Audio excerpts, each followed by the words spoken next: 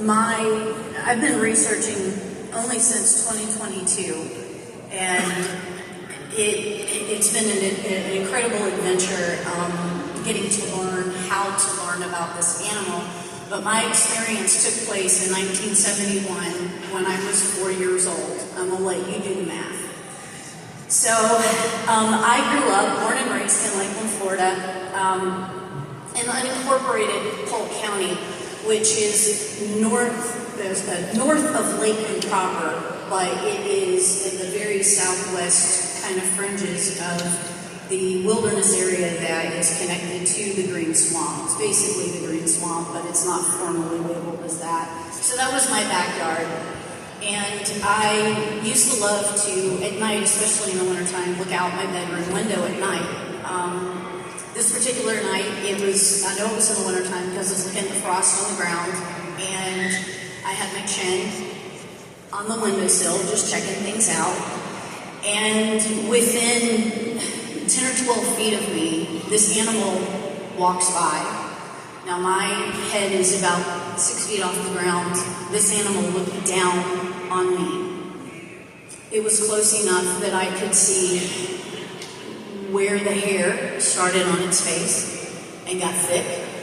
It was close enough that I could see the sclera of its eyes. As it walked by, it made eye contact with me. I could see the iris of the eye. And it rotated at the waist. It didn't turn its head at me. It was massive. This animal was absolutely massive. It was wide and muscular, and it rotated at the waist as it walked by and looked at me. And I realized that things that I captured that didn't really register with me at the time, but I noticed as it was moving, it didn't bounce. It glided. It was, instead of walking, it almost moved as if it was rolling on the ground. The elliptical gait, which is what I know it is now, but as a child, I noticed that it was incredibly smooth as it moved. It took off, moving so fast that it horrified me how fast this animal moved. Now, 4 years old, I had a terrible stammer and a lisp. I went into the living room. My parents were still up, so this happened at night, but my parents were still up in the living room. They thought I was in bed asleep, and I told them I saw a monster in the yard. It was really big. I don't know what it was. In 1971 in Central Florida, the word Bigfoot did not exist. At least not in my circle, in my family. So my parents thought what any other parent would: you've had a nightmare, go back to bed. From that night on, for 25 years, I had nightmares of this animal because I realized something at 4 years old. Number one, monsters are real. Number two, my parents didn't know everything. And for 25 years, I was haunted by this encounter. My family chastised me anytime I tried to talk about it because they told me that I was old enough, I should know better between fantasy and make-believe and reality. But my brain could not let it go.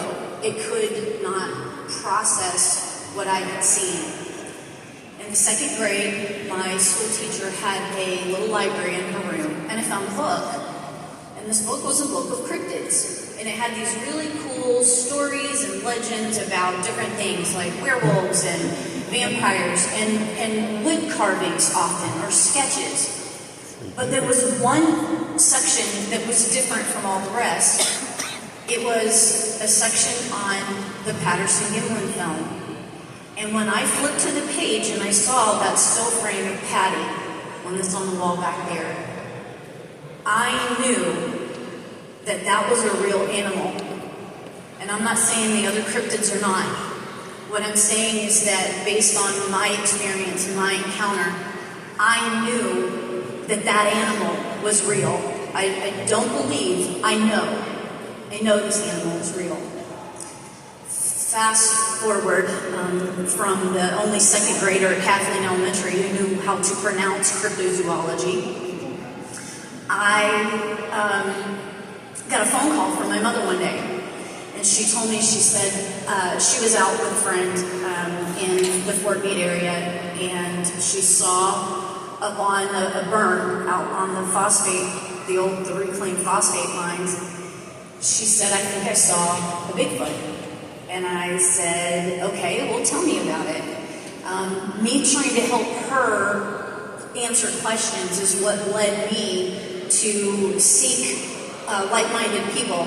I joined the North American Wood Aid Conservancy in 2022, and with the help of that organization and friends that I have met here in Florida that have helped me learn how to conduct research, it's changed my life, that I've been able to positively process this. This is the first time I've ever told this story outside close friends and family, and I just want to say thank you for giving me the opportunity to share this and process this, and with a group of people who can accept and I feel comfortable doing so. So thank you for the community and the support that you guys bring. It really means a lot to a lot of people.